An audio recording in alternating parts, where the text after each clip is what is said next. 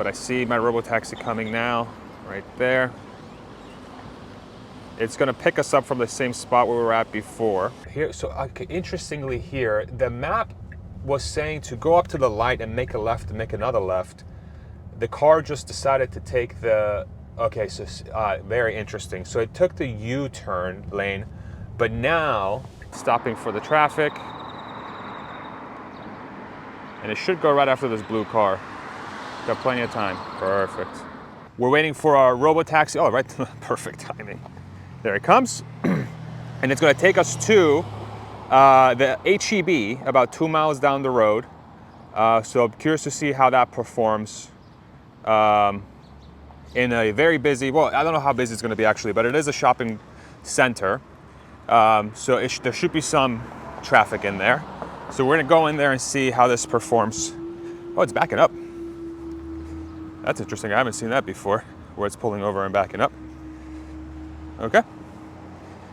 So we'll see if this is ready to go. So it's got the 4 ways on, so we'll go ahead and come in. How's it going, boss? How you doing? Good. You need this to the app? Yes, please. Yes, sir. All right. And then HEB Plus arriving at 11:05, which is in 10 minutes. Start ride. And so this is the 11th Robotaxi ride we're doing today. So you can see we have a safety rider in here as well. So those that have been following the channel, y'all should be pretty used to the sort of what you're looking for here. We have a right turn coming up here on Congress, which is one of the more heavily trafficked roads. But yeah, so far, been really enjoying my time here, testing out Robotaxi. We got a right turn here, which it performs no problem.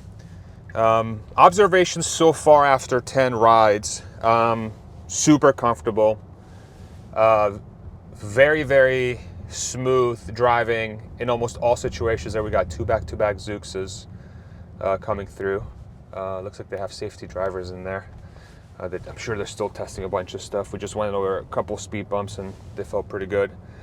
The UI is easy to use. There are a couple things I think they could do a little bit better. You can't click on a destination as we go over another speed bump here.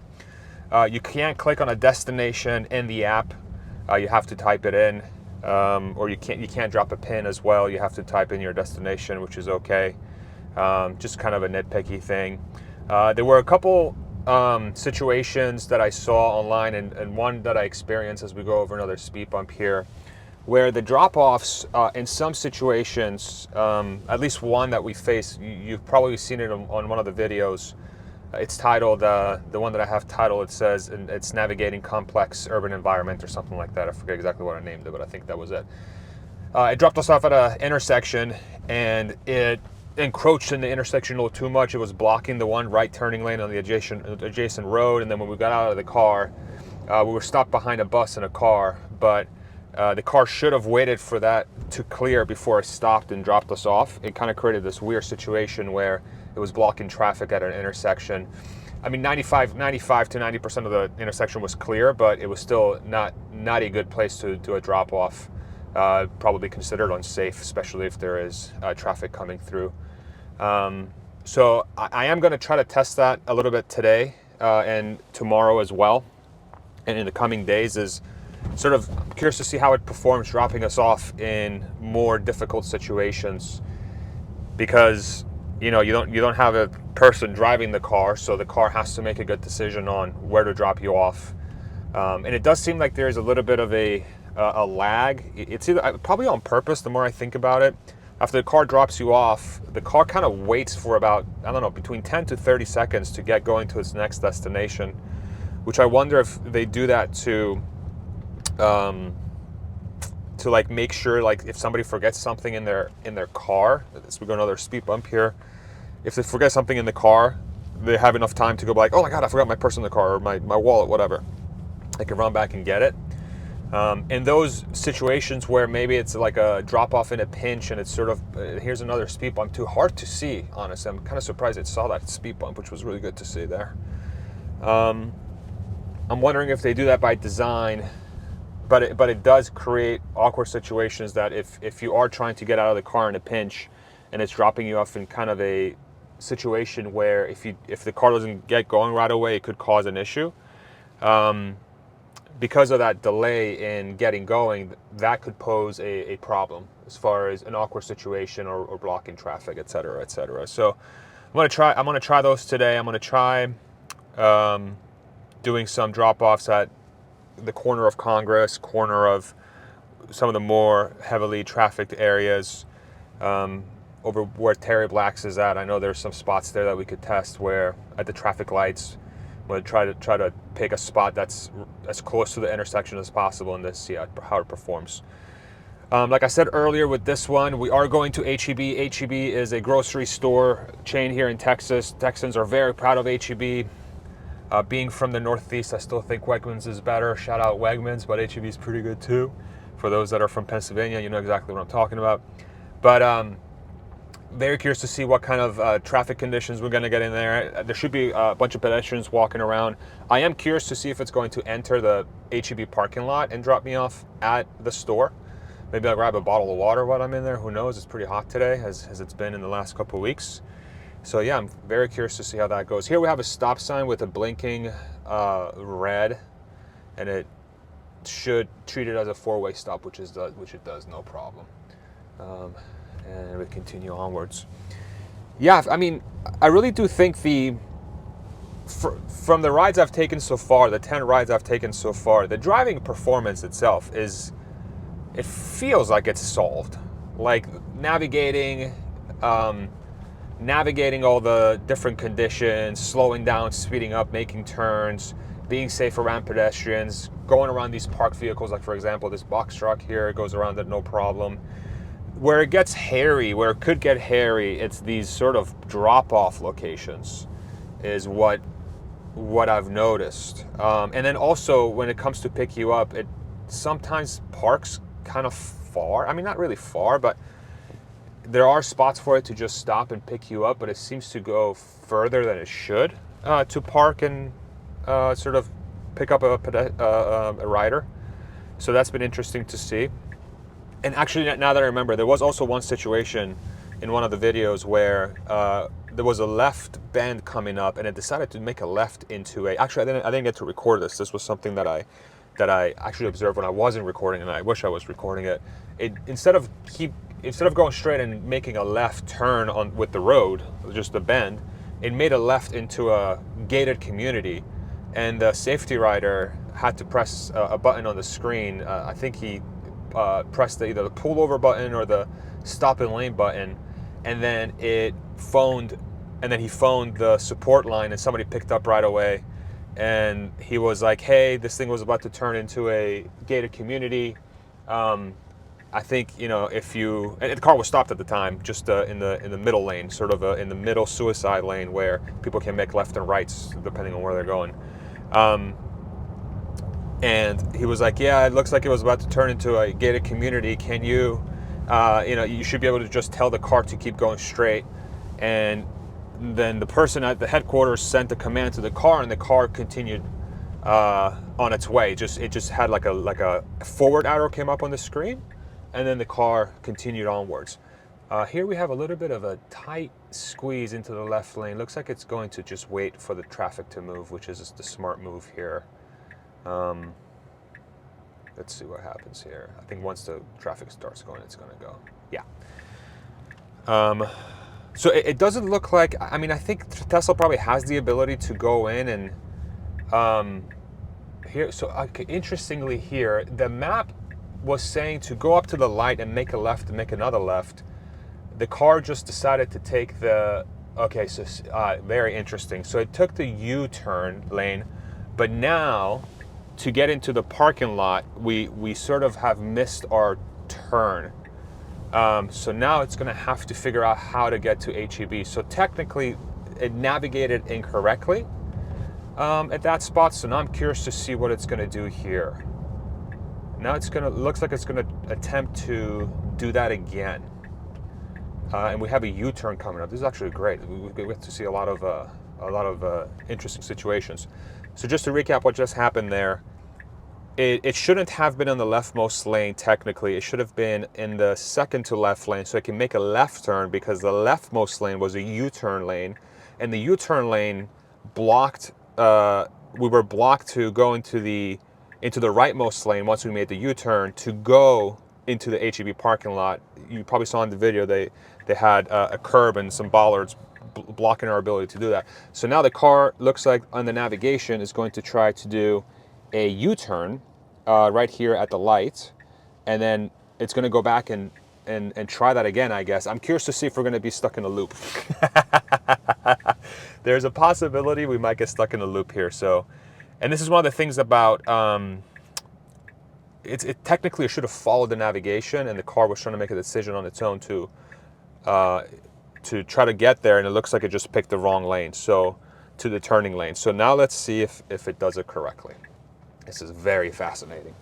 Here, I'm going to show you the map here as well, so you can see we're about to make a U-turn at this light, and then this thing right here, as you can see right there, the path we took was, where's my finger here?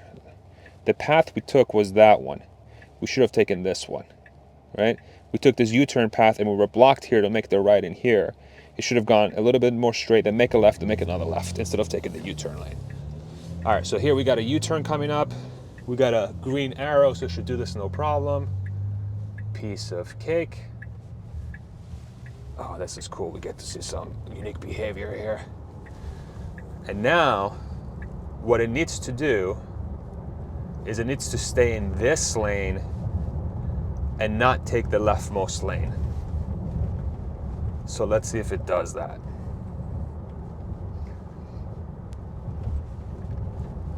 Dun, dun, dun. And okay, this is correct.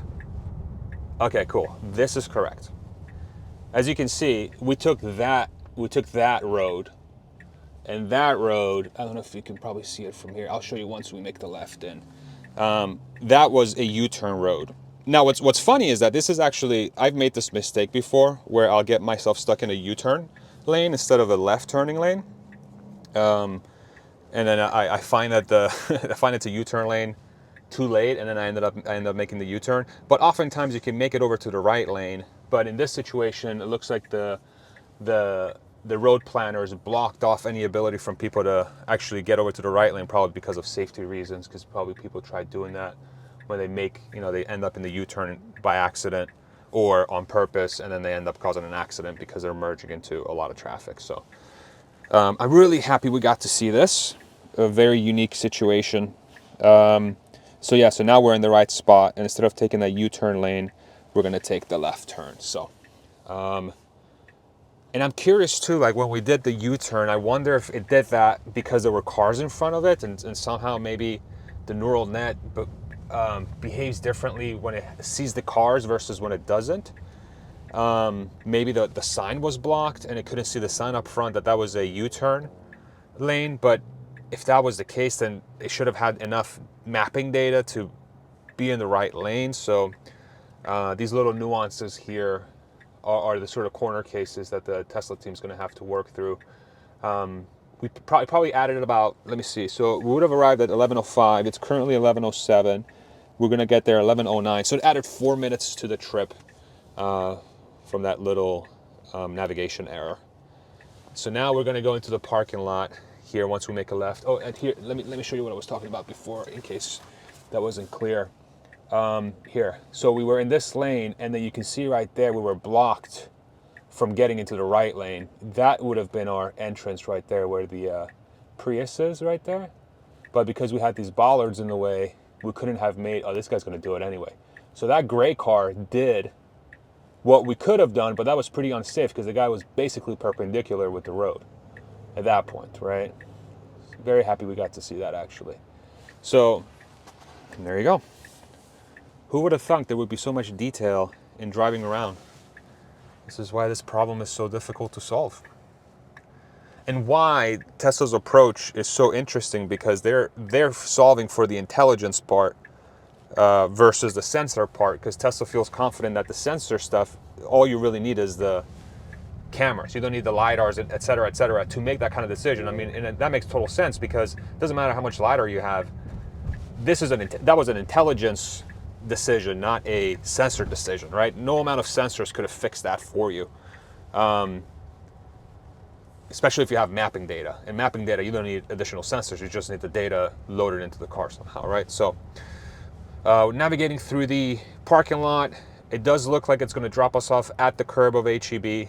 And I'm very curious to see how this goes. I'm curious to see how it exits the parking lot. Let me go ahead and handheld mode here so you guys can see the surroundings here. So we got a car here that's crossing, and the car's being very polite for it. We have a stop sign. We have some pedestrians as well on the right side here.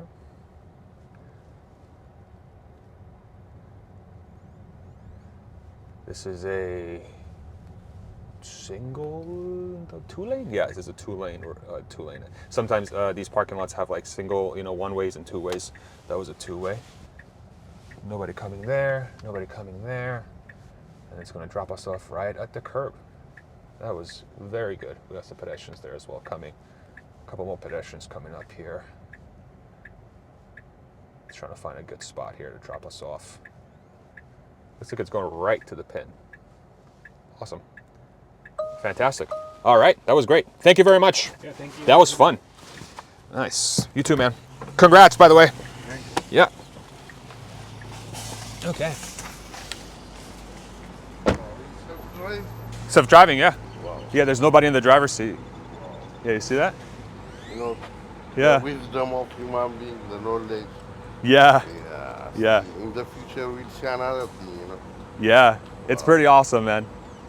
Now we're just gonna watch it go. So it's waiting for pedestrians. Okay. Yeah. Have a good day, brother. Thank you, sir. Yeah. Yeah, there you go. And off it goes. Off it goes. I'm actually gonna see if I can. I'm gonna watch it leave here so y'all can see what it does. I think there it is. Yeah. Goodbye, Robotaxi. Fare thee well, sir. Or ma'am. I don't want to misgender the Robotaxi. Anyway, that was a fascinating test. I'm gonna do another one. I'm gonna put it in another destination. Try to pick a little bit more complex spot, and we'll see where it goes. It's coming. It was about a 10-minute wait, but I see my Robotaxi coming now, right there. It's gonna pick us up from the same spot where we were at before. So I think what it's gonna do, it's gonna come down this road, and it's waiting for cross traffic there. Okay, it's moving. I think it's gonna come down this way, and it's gonna probably go over there, which is what it did last time. So let's see what it does. Navigating the parking lot, no problem. Yeah, that's exactly what it's gonna do. All right, so I wanna start walking towards the pin.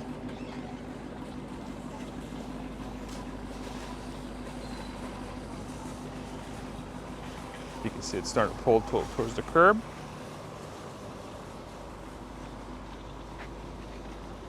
There you go. So it stopped a little bit earlier than the other one. Hello. Hello, do you have your app? I do. Awesome. Perfect.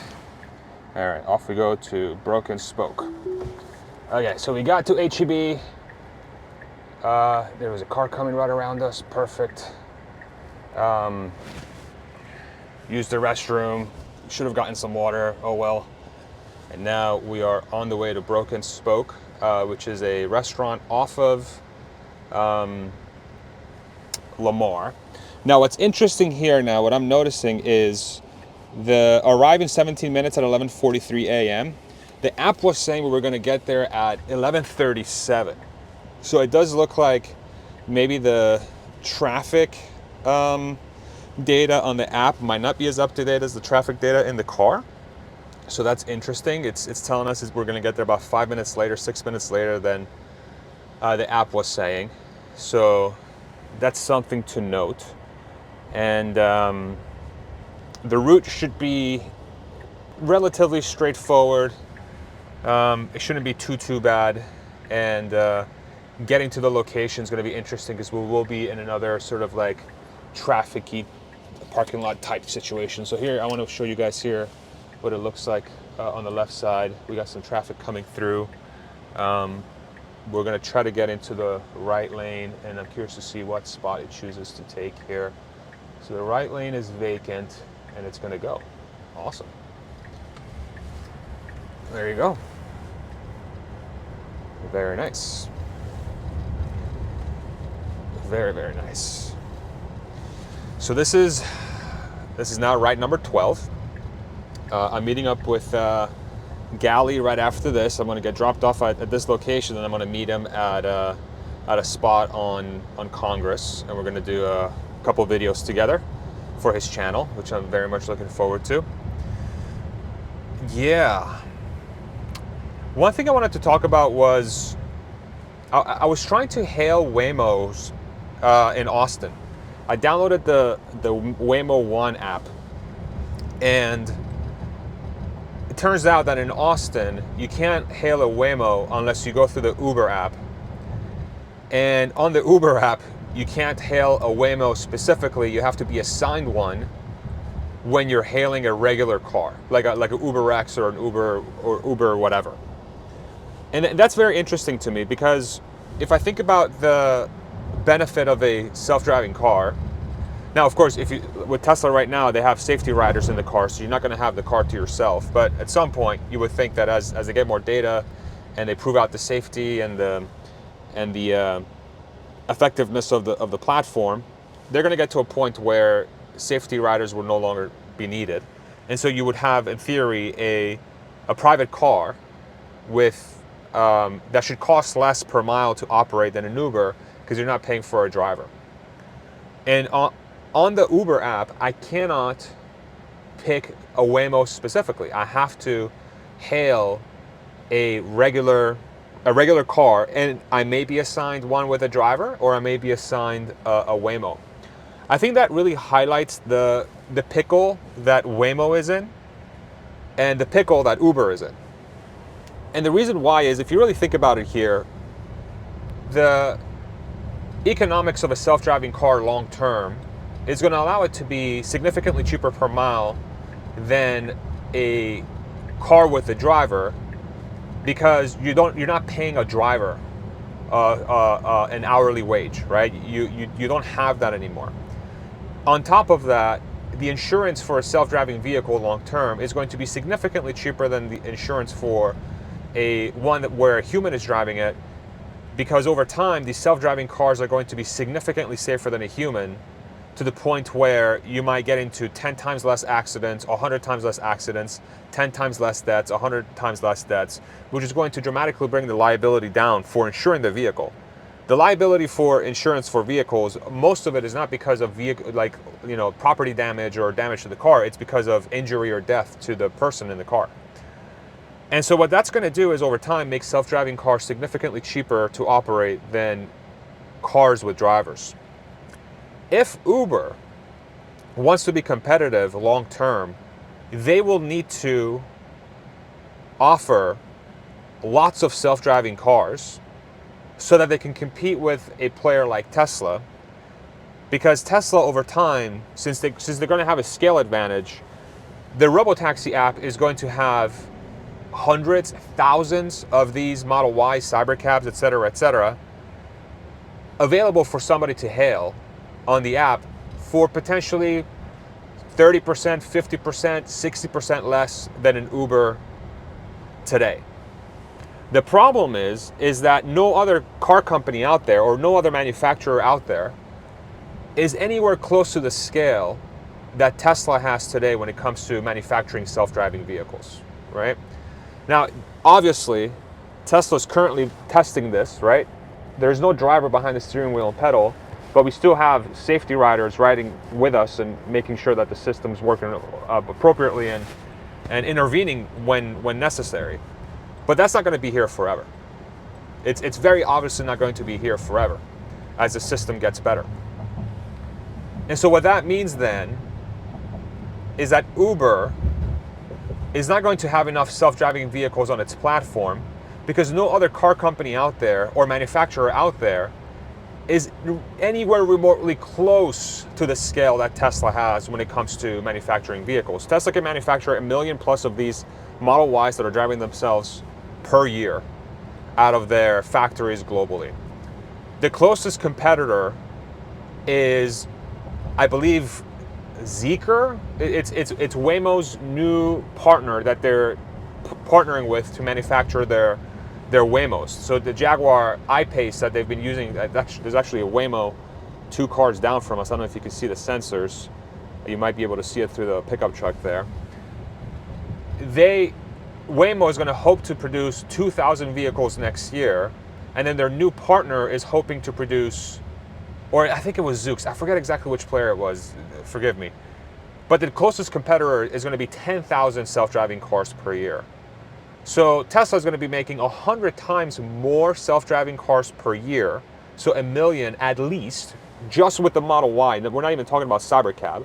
So it could be upwards of 200, 300 times more than the closest competitor.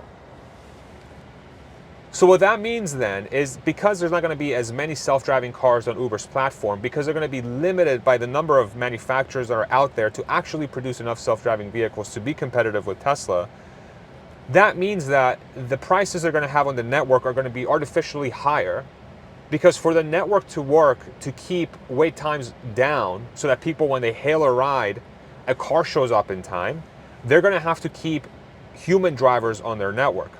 The problem is, if they want to add human drivers to the network, they have to raise prices. And the reason why is because if Uber tries to offer a price that's, say, competitive with what a self-driving car should cost, which is, let's say, between 20 to 50% cheaper than an Uber with a driver behind the steering wheel and pedal, you're not going to entice enough drivers to come to your network to drive, because they're not going to be paid enough, because their time is more valuable than getting paid half potentially of what they would be getting paid now, which means that the number of cars Ubers would have available on their platform would plummet, because most of their cars are going to be driven, not self-driving.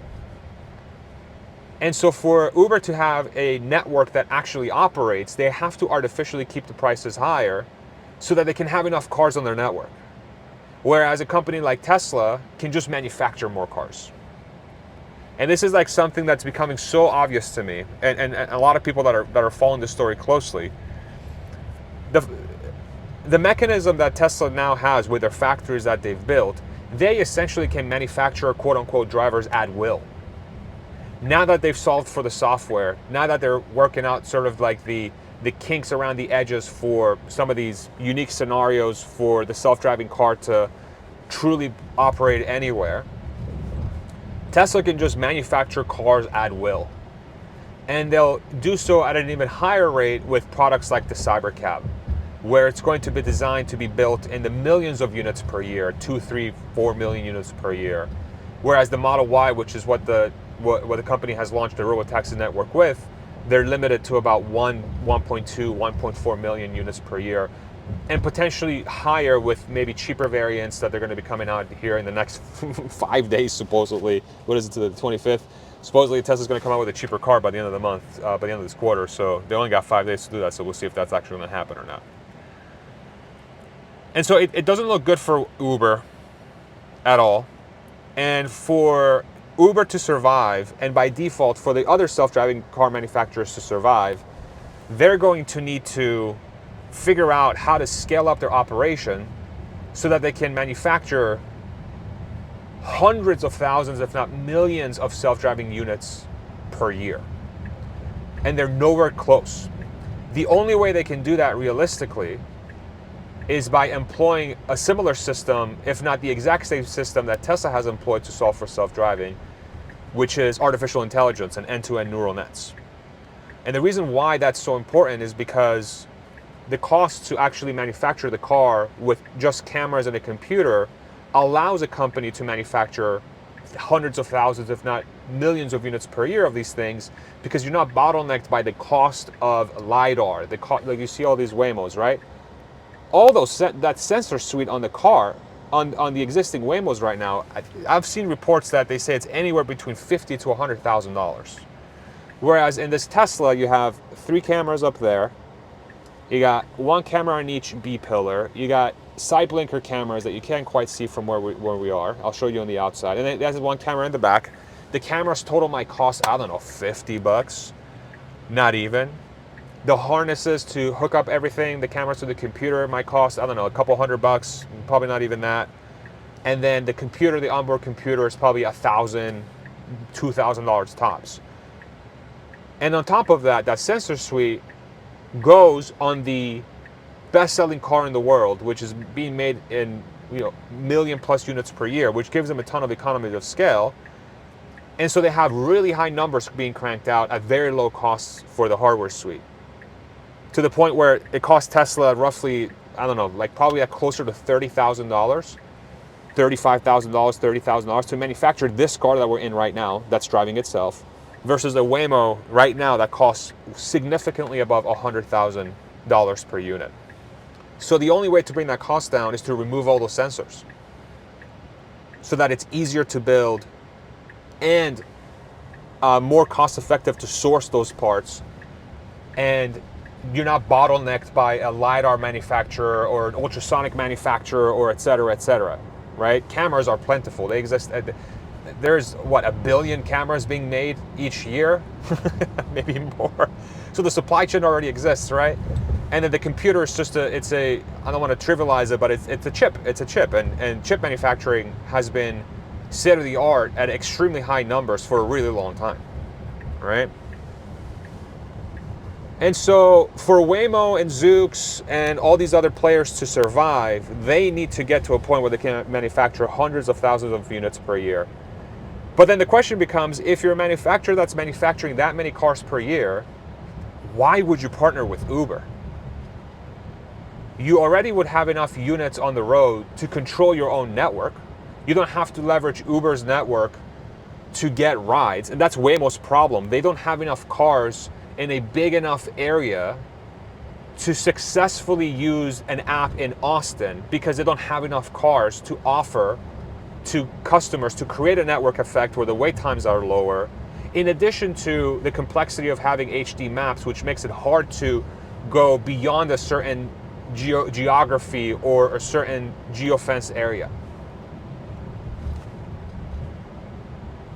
But if they were able to do that, if they were able to get enough cars on the road so that they are able to potentially have their own app, they would be heavily incentivized to do their own thing and not partner with Uber, because if you're partnering with Uber, by default, your prices have to go higher so that their network effects don't collapse, because they need drivers on the app to actually create rides and to have enough of a network to be able to offer rides. It's a very, very, very, very interesting and, in my opinion, a very dire situation for players like Uber and Waymo. Given that this works, right? Given that this technology here works and it can actually go anywhere. But if you're a Tesla owner, you've been using FSD for a long time, you know that you've been taking a ton of self-driving rides in suburban areas, on highways, all over the place, that are well outside of Waymo's or any other self-driving car's area of operation. And there are countless instances of people being able to complete those drives without any interventions. So in a way, Tesla is already operating a self-driving fleet domestically in the United States, all over the country. It's just doing so with a driver behind the steering wheel and pedal, because Tesla's not yet confident that it can yank the driver in almost all regions. But in my opinion, it's very obvious that they're going to get there. Timelines are still kind of hazy.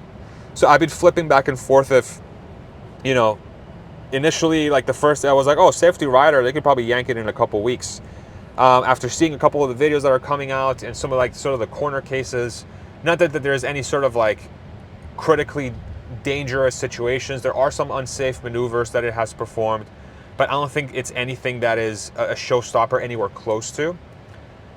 Unless they have some sort of update up their sleeve that they can release in the next couple weeks that would virtually eliminate those situations where the safety riders have to intervene. We're probably going to have safety riders in the car probably for the rest of the year. I think that's a potential, but it's heavily dependent on the compute cluster that Tesla's throwing up for training, and the more advanced inference computer that they're going to put in the car to do all these calculations to drive the car. Those could potentially get the vehicle to a point where maybe they can yank the safety driver sooner, but again, I don't think that's really going to come out until next year anyway. So it's going to be very fascinating to see how Tesla approaches this. To me, it feels like any of the issues they have are not related to the sensor suite at all. It's just related to making decisions in certain situations. And I don't think it doesn't seem like it's a compute problem. I just think they don't have enough data around those very odd corner cases they have to account for, that even Waymos get themselves into trouble with, that even people in cars get themselves into trouble with. How many times have you been trying to make a maneuver and somebody's like in your way and is completely unaware of what's going on, and all of a sudden you're like stuck. You can't do anything. It happens a lot, you guys. That happens a lot with human drivers, right? And so I don't think ensuring that this system is perfect in every single situation is the right threshold to see if this thing's actually going to go wider. But I am glad that there's so much scrutiny on the company, because that's ultimately going to lead them to have an extremely good product. Okay, so here we're going to make a left into a parking lot. We have cross traffic coming through. We're going to be going right through here. So we're going to wait and see how much traffic passes here. So we have a truck in the middle lane there that's kind of blocking our vantage point a little bit. There are some cars coming from here. It looks like we can't quite go yet. There's another car down there that's going to... Okay, so after that white SUV, and this truck is getting out of the way, so it's going to be very easy to see what's going on. Okay, that was perfect. Yeah, that was a piece of cake for the car. That was no problem. Just go right through the entrance here. And then it's going to navigate right to the pin of where it's going to drop us off. And it's going to drop us off right here in the parking lot. Cool. All right. Thank you very much. You're welcome. Have a good day. You too. Thank you. Congratulations. Sure. All right. So technically, it should have probably dropped us off at the restaurant that I put in. I forget what the hell was the name. Broken Spoke, I think. Let's see how it does this. Yeah, this is the wait time I was talking about before. Did I leave something in the car? No, I think I have everything in my car, in my pockets. That's the wait time that I was talking about. I think they're probably doing this to like account for people that may have forgotten something in the car. And off it goes. Bye-bye, thank you very much. Where the hell is Broken Spoke? Is it here? Is it that restaurant over there? All right, it's one of these. It's one of these restaurants. Maybe it's over there. Over there somewhere. But yeah, so it dropped us off in this parking lot here. Ideally, it should have dropped us off probably at the restaurant, but when I was looking at the pin, I think the address for the restaurant was in this parking lot. So sometimes, these locations say, hey, come to, 1255, whatever lane, and it's just a complex, it's the address. So it would be nice if maybe Tesla can figure out how to get the system to read maybe store signs or whatever. Real quick, can I show you the Cybertruck? Holy shit, look at this thing. Obnoxious. Lovely. Okay. Another very fun, interesting test. The ride was flawless. I mean, it was just completely drama-free. Getting out of an HEB parking lot, getting into this parking lot. Not a lot of traffic, not a lot of pedestrians, but it was still a very good test. Okay, I'm gonna go meet up with Gally. We're gonna shoot some content, and I believe that's it. I believe that's it. Yeah. All right, so let's see what it does. So it's getting into the middle lane. We got some traffic coming in. It's stopping for the traffic. And it should go right after this blue car. Got plenty of time. Perfect. There was a bus coming, but he's got plenty of time. Awesome. So now, and the pin said it's going to pull in right here.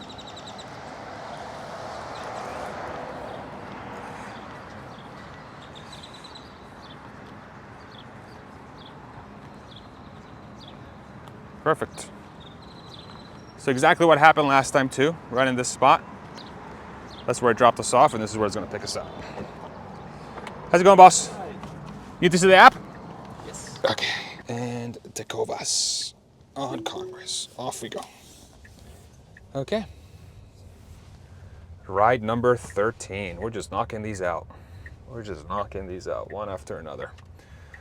I'm probably gonna do, I don't know, probably like 6 more today. If I were to guess, Gally and I are gonna do 3 here. So this is interesting. So there's some parked cars right here. Not parked. They're waiting to make a right on this intersection, and the car sort of aligned itself to be lined up with these cars. But it does look like it's sort of blocking this intersection a little bit here. If a car were to make a left or a right into this parking lot, I mean, they could squeeze through, but this is not the most polite maneuver, honestly, by the car. I would have probably just waited, if it was me, and just waited for the intersection, or yeah, just the cars to clear, but nobody came, so no harm, no foul. Here's a cross traffic. Nobody's coming through right now, so it made the right. Perfect. And now we're on our way to our destination. We'll be there in 10 minutes, arriving at 12:04 p.m. It is a Wednesday, and there's a little bit of a drizzle right now. It's not really raining. It's just a couple of drops dropped on me, but yeah. I think for this one, you guys, I probably talked enough in the last 2 rides. I'm just gonna let this thing go. We'll travel in silence. You're probably like, thank God he's finally gonna shut up. So I'll let you guys enjoy the sights and sounds of Tesla Robotaxi in downtown Austin.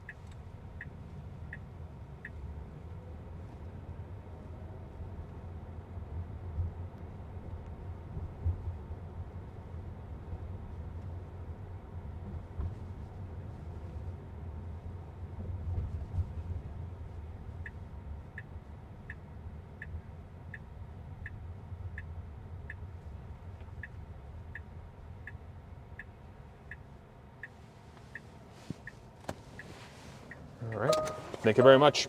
No problem. Have a good one, man. You as